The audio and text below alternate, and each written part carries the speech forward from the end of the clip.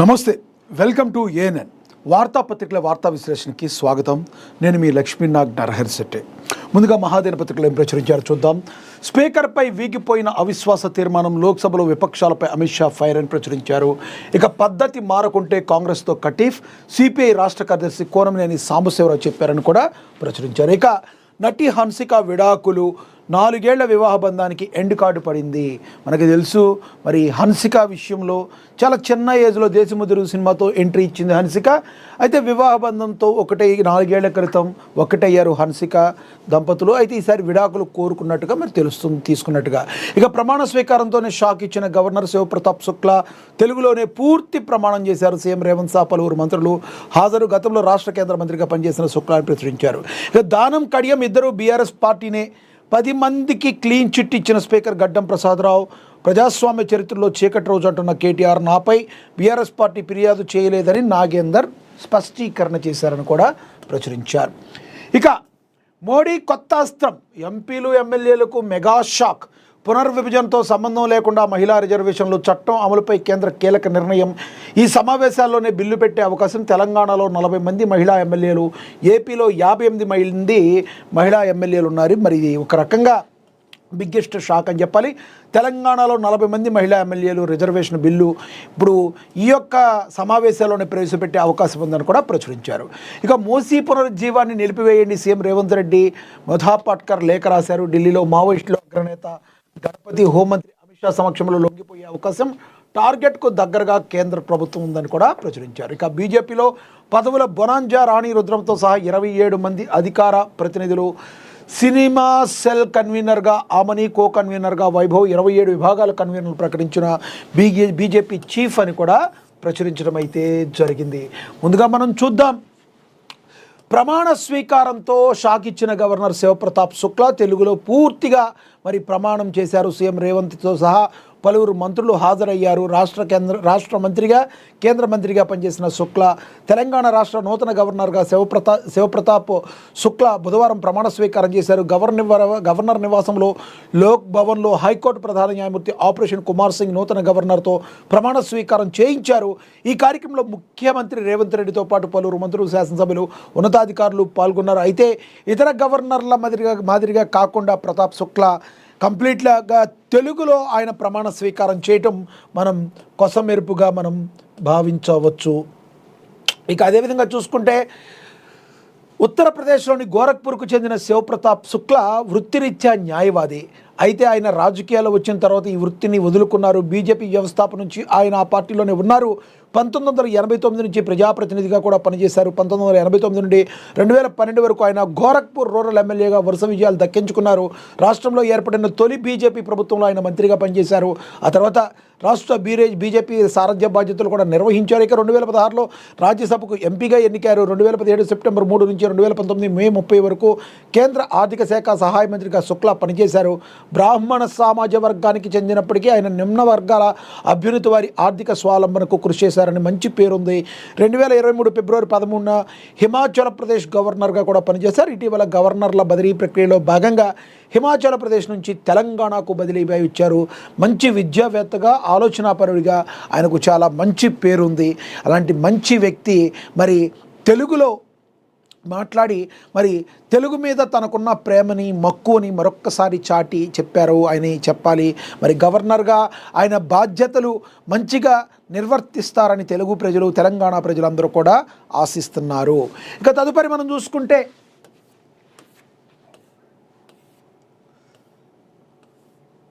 నటి హన్సికకు విడాకులు, 4 ఏళ్ల వివాహ బంధానికి ఎండ్ కార్డు పడింది. టాలీవుడ్ హీరోయిన్ హన్సిక తన భర్త సోహెల్తో డివోర్స్ తీసుకున్నారు. గత కొంతకాలంగా భర్తకు దూరంగా ఉండగా విడాకుల రూమర్స్ హల్చల్ చేశాయి.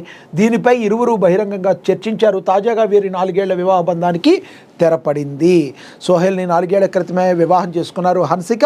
మరి విడాకులు తీసుకోవడం వివాహ బంధానికి అయితే తెరపడింది. ఏది ఏమైనప్పటికీ కూడా హన్సిక ఒకనొక టైంలో జస్ట్ 15 ఏళ్ల వయసులోనే తెలుగు ఇండస్ట్రీ ఇండస్ట్రీలో మరి ఆవిడ ఒక హీరోయిన్గా ఒక వెలిగారు. పూరి జగన్నాథ్ డైరెక్షన్లో వచ్చిన దేశముదురు సినిమాతో టాలీవుడ్లో ఎంట్రీ ఇచ్చిన హన్సిక ఆ తర్వాత పెద్ద హీరోలతో కూడా మరి మంచి విజయాలు అందుకుని చాలా మంచి పేరు తెచ్చుకున్నారు. హన్సిక వివాహ బంధంతో ఒకటయ్యారు సోహెల్తో. గత 4 ఏళ్ల క్రితం ఏమైనా ఒకరి మధ్య ఒకరు మనస్పర్ధల కారణంగా మరి వారు ఇరువురు కూడా వివాహ బంధానికి స్వస్తి చెప్పారని కూడా ప్రచురించారు. ఇరువురు పరస్పర అంగీకారంతో విడిపోయినట్లుగా తెలుస్తుంది. హన్సిక తన భర్త నుంచి ఎలాంటి భరణం కోరలేదని తెలుస్తుంది. ఇరువురు మధ్య మనస్పర్ధల కారణంగా విడిపోయినట్లు సమాచారం. ఫ్యామిలీ మెంబర్స్ దంపతుల మధ్య సయోధ్య కుదర్చడానికి చేసిన ప్రయత్నాలు ఫలించలేదు. గత కొద్ది రోజులుగా హన్సిక సోహెల్ ఇద్దరు విడివిడిగా ఉంటున్నట్లుగా తెలుస్తుంది. పెళ్లి ఫోటోలు సైతం హీరోయిన్ డిలీట్ చేయడంతో డివోర్స్ రూమర్లకు మరింత బలం చేకూరింది. దాదాపుగా 4 ఏళ్ల తర్వాత వీరి వివాహ బంధం ముగిసింది. అసలు ఏం జరిగిందంటే హీరోయిన్ హన్సిక తన ప్రియుడు ప్రముఖ బిజినెస్ మ్యాన్ సోహెల్ కుతారియాను డిసెంబర్ 4న 2022 వివాహం చేసుకున్నారు. పెళ్ళైన కొన్నాళ్ళు బాగానే ఉన్నా ఆ తర్వాత ఇరువురు మధ్య మనస్పర్ధలు రావడంతో దూరంగా ఉన్నారు. ఈ క్రమంలో డివోర్స్ రూమర్స్ వచ్చే దీనిపై ఇద్దరు బహిరంగంగా ఎప్పుడు స్పందించలేదు. హన్సిక తన తల్లితో కలిసి ఉండగా సోహెల్ సైతం విడిగా ఉన్నారు. తాజాగా ఫ్యామిలీ కోర్టు వీరికి విడాకులు మంజూరు చేసినట్లుగా సమాచారం. సోహెల్కు ఇది 2వ పెళ్లి. తన చిన్ననాటి స్నేహితురాలు రింకీ బజాబ్ను సోహెల్ మొదట వివాహం చేసుకున్నారు. వీరి పెళ్లికి హన్సిక కూడా హాజరయ్యారు. ఆ తర్వాత కొద్ది రోజులకే రింకీ నుంచి సోహెల్ విడిపోయారు. ఆ తర్వాత హన్సికను 2వ వివాహం చేసుకున్నారు. ఇప్పుడు ఆమెతో కూడా డివోర్స్ అయింది. ఈ విషయం తెలిసిన అభిమానులు షాక్ అవుతున్నారు. ఏది ఏమైనప్పటికీ సోహెల్కి ఇది 2వ పెళ్ళి. అసలు ఆ మొదటి ఏదైతే మరి ఆ పెళ్ళిదో దానికి హన్సిక కూడా హాజరయ్యారని కూడా మరి తెలుస్తుంది. మరి ఇద్దరూ కలిసి బహిరంగంగానే మరి ఎప్పుడు గతంలో స్పందించలేదు. ఏది ఏమైనప్పటికీ వీరి వివాహ బంధానికి తెరబడింది అని చెప్పి ప్రచురించారు. ఇక మోడీ కొత్త అస్త్రం.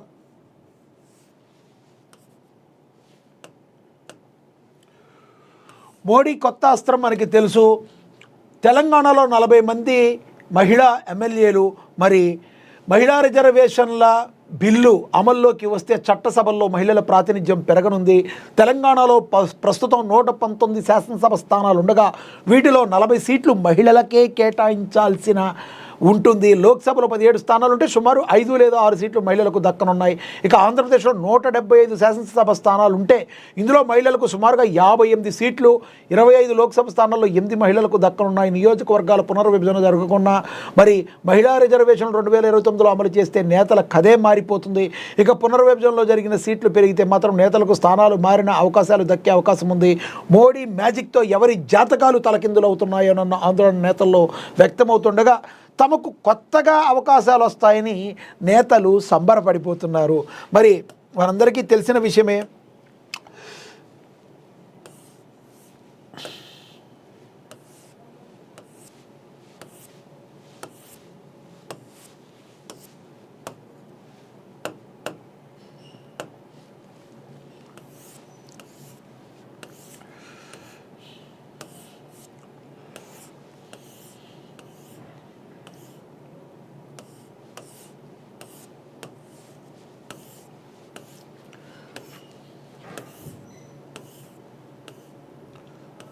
అదేవిధంగా చూసుకుంటే గ్యాస్ బుకింగ్ పేరుతో మోసాలు, ఇదే అదునుగా దోపిడీ చేస్తున్న సైబర్ నేరస్తులు అలర్ట్ అంటున్న సిపి సజ్జనారాయణ కూడా చెప్పారు.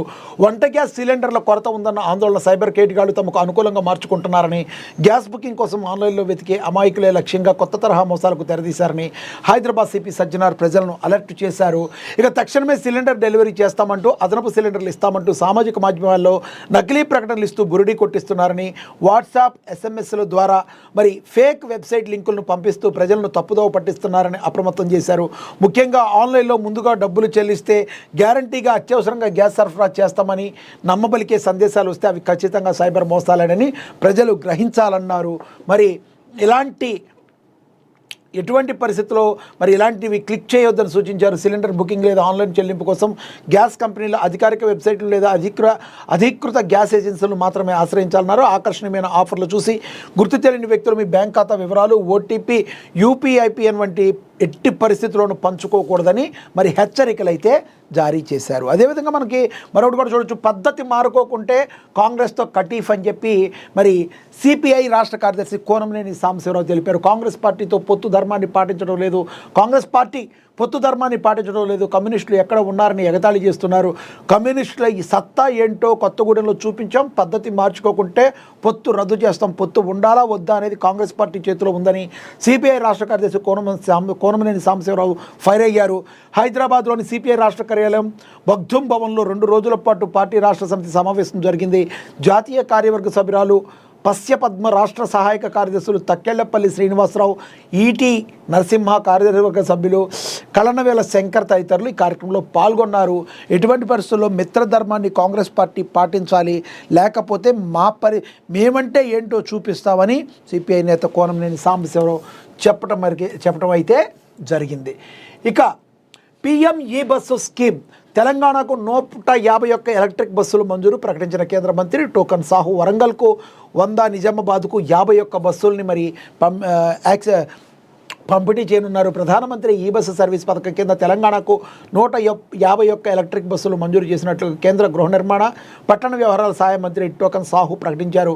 వరంగల్కు 100 బస్సులు, నిజామాబాద్కు 51 బస్సులు కేటాయించినట్లుగా వెల్లడించారు. ఈ పథకం కింద నిధులు కేటాయింపు రాష్ట్ర స్థాయి స్టీరింగ్ కమిటీ సమర్పించిన ప్రతిపాదనలపై ఆధారపడి ఉంటుంది. ముఖ్యంగా ఎలక్ట్రిక్ బస్సులు నడపడానికి అవసరమైన మౌలిక సదుపాయాల అభివృద్ధికి ఇది ఆధారపడి ఉంటుందని కేంద్ర మంత్రి సాహు స్పష్టం చేశారు. అవసరమైన మౌలిక సదుపాయాల అభివృద్ధికి సంబంధించిన తెలంగాణ ప్రభుత్వం నుండి కేంద్ర ప్రభుత్వానికి ఇంకా ఎటువంటి ప్రతిపాదనలు అందలేదని పేర్కొన్నారు. బస్సుల నిర్వహణకు మరి అవసరమైన పౌర విద్యుత్ మౌలిక సదుపాయాలను అభివృద్ధి చేసిన తర్వాతే బస్సులను రోడ్లపై తిప్పుతారు అని మంత్రి తెలియజేయడం జరిగింది. ఒక రకంగా చెప్పాలంటే ఇది చాలా అద్భుతమైన అవకాశంగా మనం చెప్పొచ్చు. ఈ మహిళలకు చట్టసభలో ఏంటంటే మనం చెప్పుకున్నాం, 33% రిజర్వేషన్లు కల్పించే మహిళా రిజర్వేషన్ చట్టం 2023లో ఆమోదం పొందింది. ఈ బిల్లు సెప్టెంబర్ 20న లోక్సభలో, సెప్టెంబర్ 21న రాజ్యసభలో ఆమోదం పొందగా వెంటనే రాష్ట్రపతి ఆమోదించారని కూడా తెలిపారు.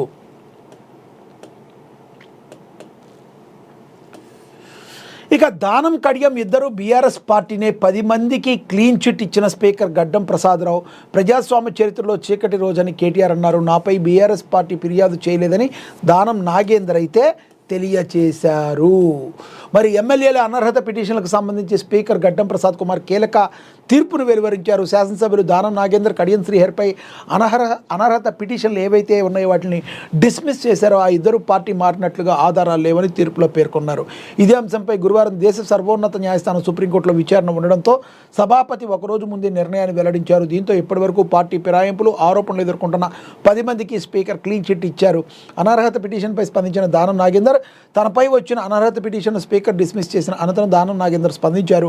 బీజేపీ, బీఆర్ఎస్, కేటీఆర్పై ఆయన ఆగ్రహం వ్యక్తం చేశారు. నిన్న జరిగిన బీఆర్ఎస్ ఎల్పీ భేటీకి తనను ఎందుకు పిలవలేదని ప్రశ్నించారు. ముఖ్యమంత్రి కాలేదని, కేసీఆర్కు ఇబ్బంది లేదని ఆయన వివరించారు. సీఎం పదవి పోయిందని కేటీఆర్కు చాలా ఇబ్బంది ఉందన్నారు. తనపై బీజేపీ ఎందుకు ఫిర్యాదు చేసిందని దానం నాగేందర్ ప్రశ్నించారు. బీఆర్ఎస్, బీజేపీ ఒక్కటే అని ఆయన ఎద్దేవా చేశారు. ఎంపీగా ఓడిపోవడానికి కారణం బీజేపీ, బీఆర్ఎస్ అపవిత్ర కలయికని అన్నారు. తాను ఎంపీగా గెలిచి ఉంటే ఈ పంచాయతీ ఉండేది కాదన్నారు. తాను ఎక్కడా సభ్యత్వం తీసుకోలేదన్న ఆయన శాసనసభలోనూ ఎక్కడా కూడా విప్ జారీ కాలేదన్నారు. బీఆర్ఎస్కు వ్యతిరేకంగా ఎక్కడా పని చేయలేదని మరి దానం నాగేందర్ అయితే వివరించారు. ఇక స్పీకర్ తీర్పును స్వాగతిస్తున్నానన్నారు. బీఆర్ఎస్ ఎమ్మెల్యే వేసిన అనర్హత పిటిషన్ చట్టబద్ధం కాదని భావిస్తున్నట్లు ఎమ్మెల్యే కడియం శ్రీహరి తెలిపారు. పార్టీ ఫిరాయించినట్లు ఆరోపణలు ఎదుర్కొంటున్న ఎమ్మెల్యేలపై కేసీఆర్ ఎందుకు పిటిషన్ వెయ్యలేదని ప్రశ్నించారు. గులాబీ పార్టీ అధికారంలో ఉన్నప్పుడు ఇతర పార్టీల నేతలు ఎంతమందిని చేర్చుకున్నారో చెప్పాలి అని చెప్పి తెలియజేశారు. మరి గతంలో చేసింది తప్పని భావించి తెలంగాణ ప్రజలకు కేసీఆర్ క్షమాపణలు చెబితే పదవికి రాజీనామా చేసి ఉప ఎన్నికలకు వెళ్లేందుకు సిద్ధంగా ఉన్నట్లు స్పష్టం చేశారు. బీఆర్ఎస్ ఎమ్మెల్యేలు తనకు వ్యతిరేకంగా వేసిన పిటిషన్ చట్టబద్ధం కాదని ఆయన వివరించారు. ఇంకోటి కూడా చెప్పారు ఆయన కడియం శ్రీహరి, ఏదైతే ఉందో మరి నేను పార్టీకి ఇప్పటికీ కూడా నేను పార్టీకి అమౌంట్ కడుతున్నాను. పార్టీకి సంబంధించి ఇంతవరకు నా మీద ఎటువంటి చర్యలు తీసుకున్నట్టుగా కూడా లేదు. ఏ రకంగా నేను పార్టీ మారానని బీఆర్ఎస్ చెప్తుంది అని చెప్పి ప్రశ్నించారు. ప్రజాస్వామ్య చరిత్రలో ఇదొకటి చీకటి రోజునైతే బీఆర్ఎస్ పార్టీ అయితే చెప్తుంది. ఎమ్మెల్యేల అనర్హత పిటిషన్లపై స్పీకర్ తీర్పు వెలువరించిన నేపథ్యంలో బీఆర్ఎస్ వర్కింగ్ ప్రెసిడెంట్ కేటీఆర్ సామాజిక మాధ్యమం ఎక్స్ వేదికగా స్పందించారు. పార్టీ ఫిరాయింపుల కేసులో ఎమ్మెల్యేల దానం నాగేందర్, కడియం శ్రీహరికి శాసనసభాపతికి క్లీన్ చిట్ ఇవ్వడంపై ప్రజాస్వామ్యంపై దాడిగా ఆయన అభివర్ణించారు. ఫిరాయింపులను ప్రోత్సహిస్తూ స్పీకర్ తీసుకునే నిర్ణయం ప్రజాస్వామ్య చరిత్రలో చీకటి రోజని కేటీఆర్ ట్వీట్ చేశారు. కేటీఆర్ గారు మరి మీ ఇంటికి మా ఇల్లు ఎంత దూరమో మీ ఇంటి నుంచి మా ఇల్లు కూడా అంతే దూరమని జనాలు చెప్తున్నారు. మీరు గతంలో ఎంతమంది నేతల్ని వేరే పార్టీల నుంచి ఫిరాయింపులు మీరు ప్రోత్సహించలేదా? ఒక్కసారి మీరు ఆత్మవిమర్శ చేసుకోవాలి. మీ పరిస్థితి ఏంటో మీరు ఒకసారి ఆలోచించుకోవాలి. రాజకీయ విశ్లేషకులు చెప్తున్నారు. మీరేమంటారు? కేటీఆర్ మాట్లాడిన మాటల్లో వాస్తవం ఉందంటారా? మరి నిజంగానే బీఆర్ఎస్ పార్టీ అంత శుద్ధపూసలు అంటారా? ఏమంటారో కామెంట్ బాక్స్ రూపంలో కామెంట్ చేయండి. ఇక అదేవిధంగా చూసుకుంటే నో టీ కాఫీ బ్రేక్ఫాస్ట్లో కొన్నింటికి కోత. హాస్టల్లో ఉండేవారికి వంట గ్యాస్ తెప్పలు. తెలంగాణ హాస్టల్లో వంట గ్యాస్ కష్టాలు మొదలయ్యాయి. మొత్తం ఫీజు కడుతున్న హాస్టల్లో ఉండేవారి మీద ప్రభావం పడుతుంది. వాణిజ్య ఎల్పిజి సిలిండర్ సరఫరా కొరత కారణంగా హాస్టల్కు తాత్కాలికంగా టీ కాఫీ అందించరాదని హైదరాబాద్లోని ఐటీ కారిడార్ హాస్టల్ సంఘం ప్రకటించింది. టిఫిన్లు ఇతర సమయం తీసుకునేదే లేదా అధిక నూనె వినియోగించే అల్పాహార వస్తువులను మెనూలో నుంచి తీసేసేయాలని తెలిపింది. అమెరికా, ఇజ్రాయిల్ మరియు ఇరాన్ యుద్ధం కొనసాగుతున్న అసోసియేషన్ ఈ నిర్ణయం తీసుకుంది. చపాతీ, దోశ, పూరి ఇతర సమయం తీసుకునేది లేదా అధిక నూనె కారణంగా ఈ అల్పాహార వస్తువులు మినహాయించాలని అసోసియేషన్ పేర్కొంది. తాత్కాలికంగా టీ కాఫీని అందించరాదని అసోసియేషన్ హాస్టల్కు పంపిన సందేశం స్పష్టం చేసింది. పరిస్థితి కొరతను బట్టి కూరలు, అదనపు ఆహార పదార్థాలను తాత్కాలికంగా నిలిపివేయచ్చని తెలిపింది. గ్యాస్ కొరత పరిస్థితి మెరుగుపడే వరకు కూడా బియ్యం, ఇతర ప్రాథమిక భోజనం వంటి ఆహార పదార్థాలు మాత్రమే అందిస్తారు. స్వయంగా వంట చేసుకునే సౌకర్యాలు తాత్కాలికంగా నిలిపేశారు. అన్ని హాస్టల్ యాజమానులు ప్రత్యామ్నాయ వంట పద్ధతులను అమలు చేయాలి. దయచేసి పరిస్థితి గురించి గెస్టులకు తెలియజేయాలని మేము అభ్యర్థిస్తున్నామని అసోసియేషన్ తెలిపింది. గ్యాస్ సిలిండర్ కొరతను ఎదుర్కొంటున్నామని ఐటీ కారిడార్ హాస్టల్ అసోసియేషన్ వెల్లడించింది. గ్యాస్ వినియోగాన్ని తగ్గించే పరిస్థితి నిర్వహించడానికి పరిస్థితి మెరుగుపడే వరకు అన్ని హాస్టల్ యజమానులు మార్గదర్శకాలను పాటించింది. అయితే ఇక్కడ ఇదంతా బాగానే ఉంది. మరి పీజీ హాస్టల్స్లో ఉండేవాళ్ళు పేమెంట్లు మొత్తం కడుతున్నారు. వాళ్ళ దగ్గర నుంచి డబ్బులు తీసుకొని మేము ఇవి చేయలేమంటే మరి మీరు తీసుకున్న డబ్బుల్ని రిటర్న్ ఇవ్వండి. పీజీ హాస్టల్స్లో ఉండేవాళ్ళు కొంతమంది హాస్టల్స్లో ఫ్రీగా ఎవరికి ఏం పెట్టడు. కంపల్సరీ వాళ్ళకి పెడుతున్నారంటే వాళ్ళ దగ్గర ఇంత ఛార్జ్ అని చేస్తారు, వాళ్ళు తీసుకుంటారు. కాబట్టి మా మెనూ ఈ రకంగా ఉంటుంది కాబట్టి మేము ఇంత అమౌంట్ తగ్గించాము, ఇంతే పేమెంట్ తీసుకున్నాం అని చెప్పి మీరు తీసుకోవాలి.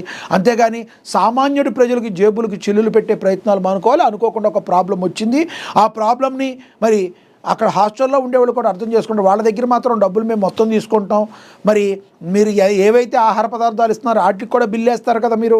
ఇవన్నీ మీరు ఏవైతే పెట్టరో ఓన్లీ భోజనము, పప్పు, అన్నం లేదంటే ఏదో మీరు ఉప్మా ఏదో పెడతారో దానికి సంబంధించిన డబ్బులు వరకే తీసుకోవాలని సామాన్య ప్రజల్లో నుంచి గట్టి వాదన వినబడుతుంది. హాస్టల్లో ఉండే విద్యార్థులు కావచ్చు, కొంతమంది ఎవరైతే ఉంటారో వాళ్ళందరి మీద అధిక భారం పడకుండా మరి దీని వైపు గురించి కూడా ఆలోచించాల్సిన బాధ్యత ఉంది.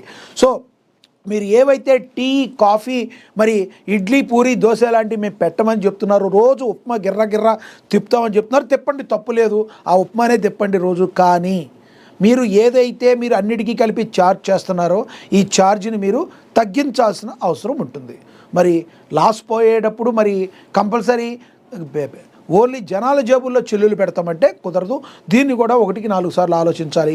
నేను చెప్పిన దాన్ని మీకు ఏమనుకుంటున్నారు కింద కామెంట్ బాక్స్ రూపంలో కామెంట్ అయితే చేయండి. ఇక స్పీకర్పై వీగిపోయిన అవిశ్వాస తీర్మానం. లోక్సభ విపక్షాలపై అమిత్ షా ఫైర్ అయ్యారు. లోక్సభ స్పీకర్పై ప్రవేశపెట్టిన అవిశ్వాస తీర్మానం మూజువాణి ఓటుతో వీగిపోయింది. అయితే ఈ ఓటింగ్కు ముందర అధికార ప్రతిపక్షాలు ఒకరి మీద ఒకరు తీవ్రస్థాయిలో విమర్శలు గుప్పించుకున్నారు. ముఖ్యంగా కేంద్ర హోంమంత్రి అమిత్ షా రాహుల్ గాంధీపై తీవ్ర విమర్శలు చేశారు. గతంలో రాహుల్ గాంధీ మోడీని కౌగిలించిన తర్వాత కన్నుగేటడం లాంటి చర్యలను గుర్తు చేశారు. దీంతో విపక్షాలు అమిత్ షాపై తీవ్ర ఆగ్రహం వ్యక్తం చేశారు. హోంమంత్రి వెంటనే క్షమాపణ చెప్పాలని డిమాండ్ చేశాయి. ప్రతిపక్షాల నినాదాల మధ్య సభాపతి స్థానంలో ఉన్న జగదాంబికా పాల్ ఓటింగ్ నిర్వహించారు. దీంతో విపక్షాలు పెట్టిన అవిశ్వాస తీర్మానం వీగిపోయింది. అనంతరం లోక్సభను జగదాంబికా పాల్ రేపటికి వాయిదా వేశారు. అంతకుముందు అవిశ్వాస తీర్మానంపై మాట్లాడుతూ అమిత్ షా విపక్షాలపై మండిపడ్డారు. ఇక ప్రమాణ స్వీకారంతో షాక్ ఇచ్చిన గవర్నర్ గురించి కూడా మనకు తెలుసు, దాని గురించి కూడా మాట్లాడుకున్నాం. ఇక తాగునీటి సమస్యలు పరిష్కరిస్తాం మున్సిపల్ చైర్పర్సన్ బండారి అనుష తెలిపారు. ఆదిలాబాద్లో వేసవిలో ఆదిలాబాద్ ప్రజల దాహార్తి తీర్చడమే మున్సిపల్ పాలక యొక్క మొదటి లక్ష్యమని చైర్పర్సన్ బండారి అనుష అన్నారు. బుధవారం లాండసాంగి పంప్ హౌస్ వద్ద ఆమె మీడియాతో మాట్లాడారు. ఇక్కడ 500 kV ట్రాన్స్ఫార్మర్ కాలిపోవడంతో 2 రోజులుగా నీటి సరఫరా నిలిచిపోయిందన్నారు. దాన్ని యుద్ధ ప్రాతిపదికన రిపేర్ చేయించిన ఆయిల్ లీక్ కావడంతో పనిచేయడం లేదన్నారు. ఏర్పడిన అసౌకర్యానికి ప్రజలు సహకరించాలని, సాయంత్రం వరకు సమస్యను పరిష్కరిస్తామన్నారు.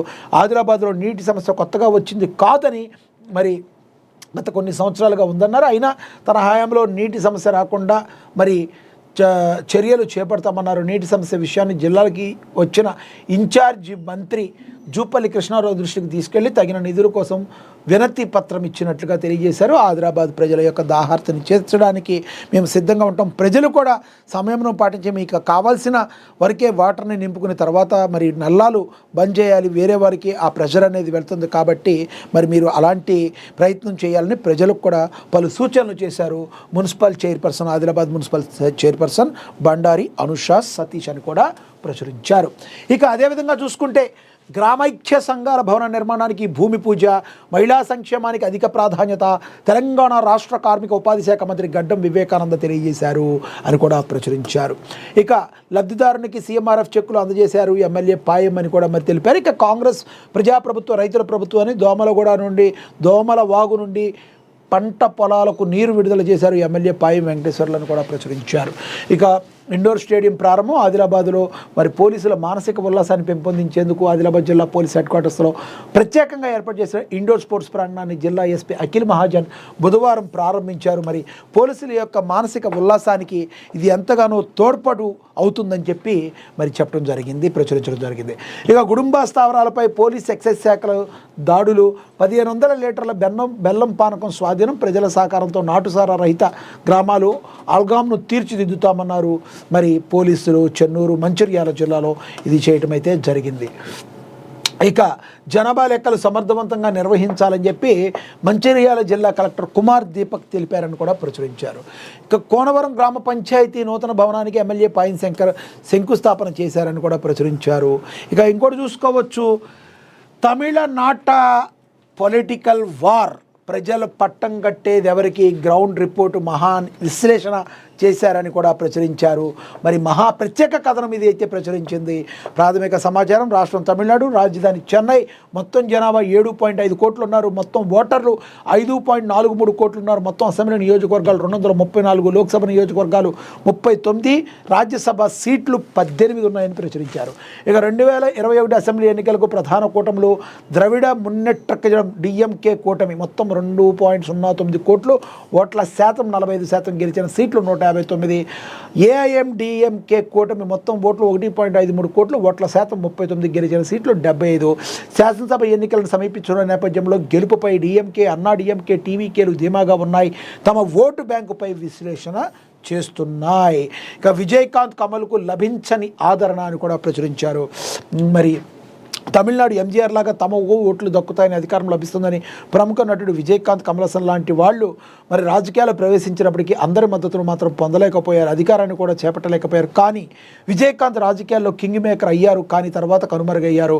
విశ్వనటుడు కమలసన్ విద్యావంతుల ఓట్లు తెచ్చుకున్న అసెంబ్లీలో సీట్లు గెలవలేకపోయారు. ఇప్పుడు ఈ రెండు పార్టీలు డిఎంకే కూటమిలోకి వచ్చి చేరాయి. రజనీకాంత్ రాజకీయాల నుంచి తప్పుకున్నారు. చిరంజీవి వంటి టాలీవుడ్ స్టార్ రాజకీయ పార్టీని ప్రారంభించి ఆ తర్వాత కాంగ్రెస్లో విలీనం చేశారు. నేటి తరం ఎవరికి ఎంజీఆర్, జయలలిత రేంజ్ లేదు. ప్రస్తుత ఏఐఎండికేలో ఎంజీఆర్ లేదా జయలలిత వంటి పవర్ఫుల్ లీడర్ లేకపోవడం విజయ్కు కలిసొచ్చే అంశం. ఒకవేళ ఆయన ప్రభుత్వ వ్యతిరేక ఓటును తన వైపు తిప్పుకోగలిగితే ఖచ్చితంగా ఎంజీఆర్ చరిత్రను పునరావృతం చేసే అవకాశం ఉంది. విజయ్ తన మొదటి బహిరంగ సభను విక్రావాండిలో నిర్వహించినప్పుడు వచ్చిన స్పందన చూస్తే ప్రజల్లో మార్పు కోరుకునే వర్గం ఆయన వైపు చూస్తుంది, టీవీకే వైపు చూస్తుంది అని మరి తెలుస్తుంది. ఇక పవర్ఫుల్ లీడర్స్, తమిళనాడులో సీఎం స్టాలిన్ పవర్ఫుల్ లీడర్గా ప్రధాన ఆకర్షణగా మారారు. కూటమి పార్టీలను నమ్మకం నిలుపుకుంటూ మరికొన్ని కొత్త పార్టీలను కలుపుకోవడంలో సక్సెస్ అయ్యారు. కమల్ హాసన్, కాంగ్రెస్ పార్టీకి చెందిన అగ్రనేత రాహుల్ తదితరులంతా కలిసి రానున్నారు. డిఎంకేతో పోలిస్తే అన్నా డిఎంకే ఎక్కువ పార్టీలను కలుపుకుపోలేకపోయింది. అన్నా డిఎంకేకు పళనిస్వామి ప్రధాన నేతగా ఉన్నారు. బీజేపీ మద్దతు కలిసి రానుంది. టీవీకేకు విజయ్ ప్రధాన ఆకర్షణ. గ్రౌండ్లో క్యాడర్ నిర్మాణం జరగకపోవడం మైనస్గా విజయ్కి మారింది. ఓవరాల్గా చూస్తే మరి తమిళనాట పాలిటిక్స్ గురించి, గ్రౌండ్ రిపోర్ట్ గురించి చాలా విశ్లేషణంగా ఇచ్చారు. ఏది ఏమైనప్పటికీ కూడా రెండింటికి మధ్య డిఎంకేకి అన్నా డిఎంకేకి మధ్య పోటీ అయితే ఉంది. అయితే టీవీకే కూడా విడిగా పోటీ చేస్తే తమిళనాడు రాజకీయాల్లో మరొకసారి డిఎంకేకి ఎడ్జ్ ఉండే అవకాశం చాలా స్పష్టంగా కనబడుతుంది. ఇఫ్ ఇట్ ఈజ్ టీవీకే గాన అన్నా డిఎంకేతో కలిసి వెళ్ళినట్లయితే అప్పుడు మాత్రం డిఎంకేకి ముచ్చెమటలు పడటం ఖాయం. అప్పుడు ఆసక్తి పోటీ మరింత రంజు కానుంది అనేది రాజకీయ విశ్లేషకుల మాట. మీరేమంటారో కామెంట్ బాక్స్ రూపంలో కామెంట్ చేయండి. ఇక విద్యార్థులు కష్టపడి చదివి మంచి ఫలితాలు సాధించాలని అంబేద్కర్ యువజన సంఘం మాజీ అధ్యక్షుడు కంజర్ల శేఖర్ తెలిపారు. 10వ తరగతి విద్యార్థులకు పరీక్షా సామాగ్రి పంపిణీ చేశారు మొయినాబాద్లో. మరి శేఖర్ అని కూడా ప్రచురించారు. ఇక గిరిజన తాండాల దాహర్తి తీరుస్తా అని ఆమనగల్లు చైర్మన్ సుంకిరెడ్డి రాఘవేందర్ రెడ్డి తెలిపారు. ఇక ముఖ్యమంత్రి రేవంత్ రెడ్డితో తల్లోజు ఆచారి ఆత్మీయ భేటీ అయ్యారు ఆమనగల్లు అని కూడా ప్రచురించారు. ఇంకా ఇంపార్టెంట్ న్యూస్ ఇవన్నీ. ఇక ప్రజాపాలన అంటేనే ప్రజల వద్దకు పాలన అని, ప్రగతి ప్రణాళికలో గ్రామాల అభివృద్ధికి బాటలు, పని చేయని కాంట్రాక్టర్లపై ఫైర్, అధికారులు అలసత్వం వేడాలని, ప్రజలకు అందుబాటులో ఉండాలని మరి రంగారెడ్డి జిల్లా ఇబ్రహీంపట్నం ఎమ్మెల్యే మల్రెడ్డి రంగారెడ్డి చెప్పడం జరిగిందని కూడా ప్రచురించారు. ఇక పేదవాడికి ఉచిత విద్య అందేలా చూడాలని రంగారెడ్డి జిల్లాలోని ఆరుట్ల తెలంగాణ మోడల్ స్కూల్ పరిశీలించారు. శేషాద్రి ఐఏఎస్ విద్యార్థులకు నాణ్యమైన విద్య అందించడం ప్రభుత్వం యొక్క లక్ష్యమన్నారు. ఆకునూరు మురళి ఐఏఎస్ విద్యా చైర్మన్ తెలియజేశారని కూడా ప్రచురించడం అయితే జరిగింది. ఇక సీఎం రేవంత్ రెడ్డికి లక్ష్మీ నరసింహస్వామి వారి లడ్డూ ప్రసాదాన్ని అందించారు. ప్రభుత్వ విప్ బీర్ల ఐలయ్య యాదగిరిగుట్ట హైదరాబాద్లోని లోక్సభ ప్రాంగణంలో తెలంగాణ రాష్ట్ర ముఖ్యమంత్రి రేవంత్ రెడ్డి, తెలంగాణ రాష్ట్ర రోడ్లు భవనాలు సినిమాటోగ్రఫీ శాఖ మంత్రి కోమటిరెడ్డి వెంకటరెడ్డి, ప్రభుత్వ విప్ బీర్ల ఐలయ్య బుధవారం మర్యాదపూర్వకంగా కలిశారు. ఈ సందర్భంగా తెలంగాణ రాష్ట్ర ప్రముఖ పుణ్యక్షేత్రం యాదగిరిగుట్ట లక్ష్మీనరసింహస్వామి వారి లడ్డూ ప్రసాదాన్ని వారికి బీర్ల ఐలయ్య అందజేశారు. ఇక ఘనంగా అంతర్జాతీయ మహిళా దినోత్సవం కూడా జరిగింది. ఇక రాష్ట్రంలో 3వ విద్యుత్ డిస్కమ్ అని కూడా ప్రచురించారు. ఒరిజినల్ సర్టిఫికేట్లు ఇవ్వని ఇంజనీరింగ్ కళాశాలపై చర్యలు తీసుకోవాలని, మరి ఒకే వాయిదాలో ఫీజు చెల్లించే విధానం తొలగించాలని హయ్యర్ ఎడ్యుకేషన్ కౌన్సిల్కు ఫిర్యాదు చేశారు. జై స్వరాజ్ పార్టీ అధ్యక్షులను కూడా మరి ప్రచురించారు. ఇక సినిమా న్యూస్కి వస్తే ఇరుముడి సినిమాలో తమన్నా భాగమయ్యారనే టాక్ వినబడుతుంది. రవితేజ హీరోగా శివ నిర్మాణ దర్శకత్వంలో రూపొందిన సినిమా ఇరుముడి. ఈ చిత్రంలో ప్రియా భవానీ శంకర్ హీరోయిన్గా నటిస్తున్నారు. మైత్రి మూవీ మేకర్స్ పతాకంపై నవీన్ ఎర్నేని వైరవి శంకర్ ఈ చిత్రాన్ని నిర్మిస్తున్నారు. తండ్రి కూతురుల ఎమోషన్ నేపథ్యంలో ఈ సినిమా కథనం సాగుతుంది.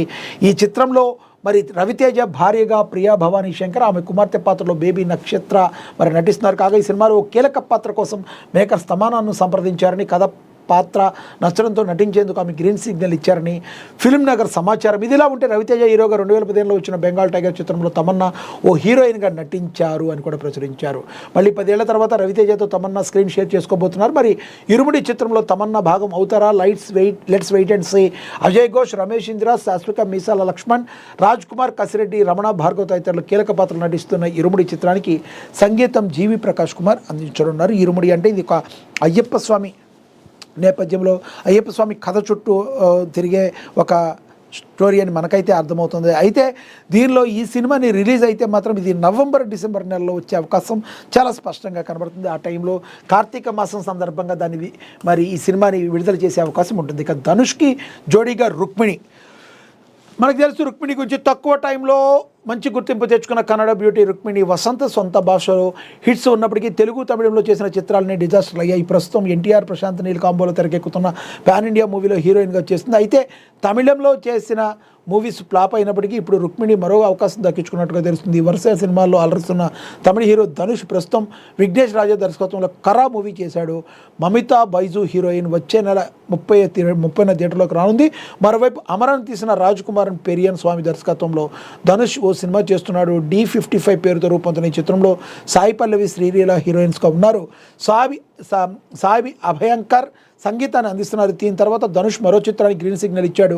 లబ్బర్ పందు ఫేమ్ తమిళన్ సన్ పచ్చముత్తు దర్శకత్వం వహించనున్నట్లుగా టాక్ అయితే నడుస్తుంది. మీకు ఆ రోజుల్లోనే థియేటర్స్లో ఆల్ఫా, అలియా భట్, శర్వారి ప్రధాన పాత్ర నటించిన action entertainment movie alpha. Anil Kapoor, Bobby Deol ప్రధాన పాత్రలో నటించారు. The railwaymen fame Shiva rival దర్శకత్వంలో యశ్రాజ్ ఫిలిమ్స్ పతాకంపై ఆదిత్య చోప్రా ఈ సినిమాని నిర్మిస్తున్నారని కూడా ప్రచురించారు. ఇక అదేవిధంగా జైలర్ 2లో పోలీస్ ఆఫీసర్గా బాలీవుడ్ కింగ్ రజనీకాంత్ కూడా మరి మరొక్కసారి నటిస్తున్నారు. జైలర్ 2 మూవీ కూడా రాబోతుందని కూడా ప్రచురించడం అయితే జరిగింది. ఇక ఆంధ్రజ్యోతి నుంచి చూద్దాం. ఎల్నినోను ఎదుర్కొందాం, సన్నద్ధతపై ప్రభుత్వం దృష్టి, ముందస్తు చర్యలకు రెడీ. ఈసారి ఎండ మంటలే, ఆగస్టు వరకు అధిక ఉష్ణోగ్రతలు, నైరుతిలో తగ్గనున్న వర్షాలు, ఖరీఫ్ సాగుకు నీటి కొరత, జూలై ఆగస్టులో కరువు పరిస్థితులు, ఈ ఏడాది 2018 నాటి పరిస్థితులు వచ్చే ఛాన్స్ ఉందని చెప్పి హెచ్చరికలు జారీ చేసిన నేపథ్యంలో చాలా జాగ్రత్తగా ఉండాలి ప్రభుత్వాలను కూడా మరి నిర్ణయించాయి. ఇక ఇరాన్పై యుద్ధం త్వరలో ముగుస్తుంది. మరి ఆ దేశం టార్గెట్ చేయడానికి ఏమీ లేదు. 6 నెలలు అనుకుంటే 2 వారాల్లోనే సాధించాం, మిగిలిన 10 గంటలను ముగించగలం. నేను ఎప్పుడు అనుకుంటే అప్పుడు యుద్ధం ఆగిపోతుంది. అమెరికా అధ్యక్షుడు ట్రంప్. మరి ట్రంప్ ఎలా మాట్లాడతాడో మనందరికీ తెలుసు. ఈ మేకపోతు గాంభీర్యాన్ని ఆపాలి. ఇరాన్ అయితే ఎక్కడ తగ్గేది లేదన్నట్టుగా ఉంది. ఎందుకు స్టార్ట్ చేశాడో, ఎందుకు ఆపాడో ఈయనకే తెలియాలి. వ్యూహాత్మక యుద్ధానికి సిద్ధమైన ఇరాన్ హోర్మజ్ జలసంధిలో సముద్రపు మందుపాతర్లు, గల్ఫ్లోని అమెరికా బ్యాంకులు, ఆర్థిక సేవల సంస్థల కార్యాలయాల టార్గెట్గా చర్యలు చేపట్టింది. దుబాయ్ ఫైనాన్షియల్ సెంటర్లో సిబ్బందిని ఖాళీ చేసిన సిటీ గ్రూప్ని మరో 2 సంస్థలు. దుబాయ్ ఎయిర్పోర్ట్ వద్ద ఇరాన్ డ్రోన్ దాడి, ఓ భారతీయుడు సహా 4 గాయాలు. దుబాయ్ నుంచి భారత్కు వస్తున్న థాయ్ నౌకలో పేలుళ్లు, 3 భారతీయుల సిబ్బంది మృతి చెందారు. యుద్ధం ఎప్పటికైనా కూడా వినాశనాన్ని కోరుకుంటుంది. కాబట్టి యుద్ధాన్ని ముగించేసేయాలి. అమెరికానే స్టార్ట్ చేసింది, అమెరికా ఇజ్రాయెల్ స్టార్ట్ చేసింది. యుద్ధాన్ని ముగించాల్సిన బాధ్యత కూడా వాళ్ళ మీద ఆధారపడి ఉంటుంది. ఏ ఒక్క దేశాన్ని కలిపేసుకోవాలి, ఏ ఒక్క దేశాన్ని మన చెప్పు చేతుల్లో పెట్టుకోవాలంటే అది అయ్యే పని కాదు. ఇక్కడి నుంచైనా మరి ట్రంప్ తన యొక్క ఆధిపత్య అహంకార ధోరణిని వేడాలని చెప్పి మెజారిటీ ప్రజలు కోరుకుంటున్నారు. అదేవిధంగా ఇరాన్ కూడా తక్కువేమీ తినలేదు. ఉగ్రవాదాన్ని పెంచి పోషిస్తూ చుట్టుపక్కల ఉన్న దేశాలకి మరి ఏమి మెసేజ్ ఇద్దామన్నట్టుగా మరి ఇరాన్ కూడా ఉంది. మనకి తెలుసు పాకిస్తాన్కి ఇరాన్ ఏ రకంగా సపోర్ట్ చేస్తుందో కూడా తెలుసు. ఈ విషయంలో మాత్రం ఇండియా తటస్థంగా ఉండటం మనం ఆలోచించాలి. కాకపోతే యుద్ధం జరగడం వల్ల చుట్టుపక్కల దేశాలన్నీ చాలా ప్రాబ్లమ్స్ అయితే ఫేస్ చేస్తున్నాయి. యుద్ధం ఆగిపోవాలని సగటు ప్రతి మనిషి కోరుకుంటున్నాడు. ఇక అదేవిధంగా ప్రభుత్వం నిజాలు దాచేస్తుంది. మళ్లీ వలస పాలనలోకి వెళ్ళామా? ఒక దేశాధినేత హత్యను ఖండించలేని స్థితిలో మన ప్రధాని ఉన్నారని, రష్యా చమురు కొనడానికి మనకు అనుమతి ఇచ్చేందుకు ట్రంప్ ఎవరని, మోడీ సర్కారు విధానాలతో అంతర్జాతీయంగా ఒంటరయ్యామని ఏబిఎన్ ఆంధ్రజ్యోతి డైరెక్టర్ కోగంటి భానుప్రకాష్ ఇంటర్వ్యూలో మరి ఆయన అయితే చెప్పడం అయితే జరిగిందని ప్రచురించారు. ఇక గ్యాస్ సిలిండర్ పానింగ్ బుక్స్తో కొంత వాతావరణం, గృహ నిర్మాణానికి యథావిధిగా సరఫరా కానీ భయంతో ముందస్తు బుకింగ్ల వెలువ, దాదాపుగా స్తంభించిన IVRS సర్వర్ బుకింగ్స్ను పరిమితి విధించిన కేంద్రం, కమర్షియల్ గ్యాస్కు రాష్ట్రమంతా కటకట, మరో 2 రోజులు మాత్రమే నిల్వలు, స్కూళ్ళు ఆసుపత్రులకే ఇకపై సరఫరా, బడ్జెట్ హోటల్లో రెస్టారెంటు స్ట్రీట్ ఫుడ్కు దెబ్బ, ప్రతి సోమవారం హాలిడే, స్టార్ హోటల్స్కు సంఘం త్వరలో, మరి జొమాటో స్విగ్గీ ఆర్డర్లు బంద్ నిర్ణయం. ఈ రకంగా చూసుకుంటే అందరి యొక్క పరిస్థితులు కూడా చాలా దారుణంగా వెళ్ళే పరిస్థితి అయితే స్పష్టంగా కనబడుతుంది. ఈ శాశ్వతంగా యుద్ధం ఆగిపోతే కానీ దీనికి మరి ఒక శాశ్వతంగా ముగింపు పడే అవకాశం అయితే చాలా స్పష్టంగా కనబడుతుంది. ఇక కలెక్టర్లు వెల్డన్, 7 జిల్లాల కలెక్టర్ల పనితీరు రాష్ట్రానికి ఆదర్శమని సీఎం తెలిపారు. వినూత్న ఆలోచనతో పాలన, సమస్యల పరిష్కారం, అనకాపల్లి, అన్నమయ్య, చిత్తూరు, నెల్లూరు, విశాఖ, విజయనగరం, కోనసీమ కలెక్టర్లకు అభినందనలు. ఈ సక్సెస్ ఫార్ములా రాష్ట్రమంతటా అమలు చేయాలి. మిగిలిన 21 జిల్లాల కలెక్టర్లు కూడా వారి బాటలో నడవాలని చెప్పి వచ్చే సక్సెస్ స్టోరీలో రావాలని బాబు నిర్దేశం చేశారు. ఫైళ్ళ క్లియరెన్స్లో అచ్చెన్న టాప్ అని, అనిత లాస్ట్ అన్నట్టుగా కూడా ప్రచురించడం అయితే జరిగింది. ఇక రాజకీయ దిగ్గజం కావూరి సాంబశివరావు ఇక లేరు. అనారోగ్యంతో సాంబశివరావు మరి కన్నుమూసిన సంగతి మనకు తెలిసిందే. నేడు హైదరాబాద్లో ఆయనకి అంత్యక్రియలు జరగనున్నాయి. మచిలీపట్నం, ఏలూరు ఎంపీగా 5 సార్లు ప్రాతినిధ్యం వహించారు. యూపీఏ క్యాబినెట్లో కేంద్ర మంత్రిగా కూడా రాష్ట్ర విభజనకు నిరసనగా 2014లో రాజీనామా చేశారు. అనంతరం బీజేపీలో చేరారు. కొన్నేళ్లుగా క్రియాశీలక రాజకీయాలకు ఆయన దూరంగా ఉన్నారు. కావూరి సాంబశివరావు కృష్ణా జిల్లాలో జన్మించారు. గుడివాడలో మనందరికీ తెలిసిన విషయమే. ఇక అదేవిధంగా విమానం ల్యాండ్ అవుతుండగా ఊడిన చక్రాలు, హైదరాబాద్ థాయిలాండ్ ఎయిర్ ఇండియా విమానానికి తప్పిన పెను ప్రమాదం ముప్పు అని చెప్పి కూడా ప్రచురించారు. ఇక వివేకానంద రెడ్డి హత్య కేసులో దర్యాప్తు ముగిసింది. తదుపరి విచారణ ఇక అక్కర్లేదు. ఇక మిగిలింది కోర్టులే ట్రయల్. సుప్రీంకోర్టుకు సిబిఐ నివేదిక ఇచ్చింది. సునీత తరపున సీనియర్ న్యాయవాది లోద్రా అభ్యంతరం, నిందితులు బెయిల్ రద్దుకు విరతి, ఇవన్నీ ట్రయల్ కోర్టులో తేల్చుకోండి, సత్వర ట్రయల్కు బెంచ్ దిశానిర్దేశం చేసిందని కూడా ప్రచురించడం అయితే జరిగింది. ఇక తప్పులన్నీ చంద్రబాబే చేసి మాపై నిందలా అని, ఒక ఎన్నికల హామీ కూడా నెరవేరేదని, మా పథకాలన్నీ కూడా రద్దు చేశారని జగన్మోహన్ రెడ్డి నిన్న మాట్లాడటం జరిగింది. దాని గురించి కూడా ప్రచురించారు. మరి ఇచ్చిన హామీల్లో ఒక్కటి కూడా నెరవేర్చలేని చంద్రబాబు మా మీద నిందలేయటం ఏంటని మరి జగన్మోహన్ రెడ్డి తెలిపారని కూడా ప్రచురించారు. అదేవిధంగా సేవ ముసుగులో చేతివాటం, వెంకన్న హుండీలో 59.78 గ్రాముల బంగారు ఆభరణాల తస్కరణ, $4 నోట్లు కూడా ఫ్లడ్ ట్యాంకులో దాచిన